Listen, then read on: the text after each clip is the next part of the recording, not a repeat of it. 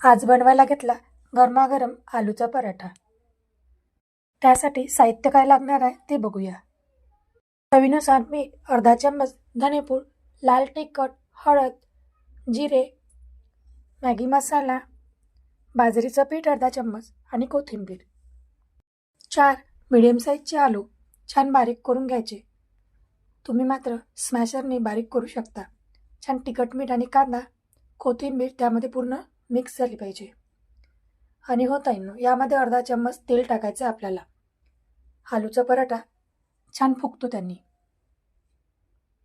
आणि गोळा बनवण्यासाठी कणिक टाकून हळूहळू पूर्ण मिक्स करून एक छान गोळा बनवून घ्यायचा आहे आपल्याला.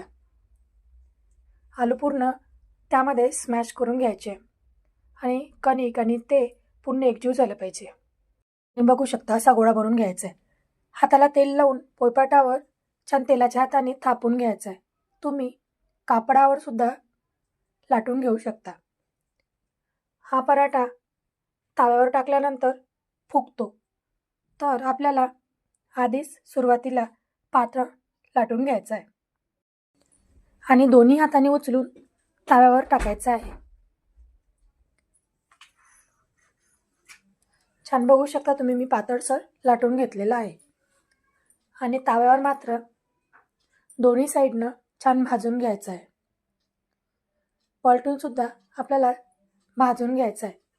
आणि दोन्ही साईडनं भाजल्यानंतर हळूहळू तेल सोडायचं आहे पूर्ण भोवताल.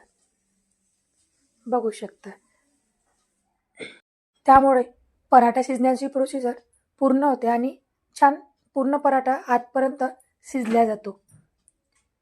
छान आपल्याला ब्राउनिश कलरमध्ये भाजून घ्यायचा आहे. बघू शकता. आणि खाण्यासाठी तयार. हा पराठा गरमागरम छान लागतो. दह्यासोबत किंवा पिचकूसोबत सुद्धा तुम्ही खाऊ शकता आणि तसा सुद्धा खाऊ शकता. खाण्यास तयार. व्हिडिओ कसा वाटला नक्की कमेंट करून सांगा ताई.